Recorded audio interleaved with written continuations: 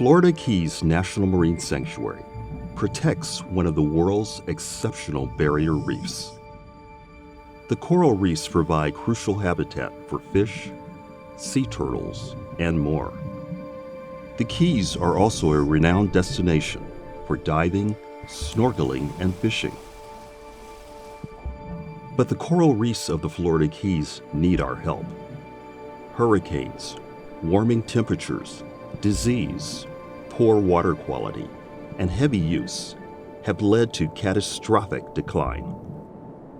While some problems are global, bold local action can change the trajectory of coral reef health and protect the economy that depends on them. NOAA and its partners are launching an unprecedented restoration effort to recover 7 iconic coral reefs in the Florida Keys.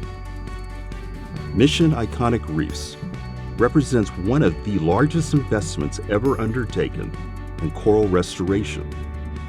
This ambitious plan embraces innovative techniques to rebuild coral reef structure, restore ecosystem function, and promote resiliency. Working together with world-renowned scientists, restoration partners, government agencies, and passionate individuals, we can put Florida's coral reefs on track for recovery.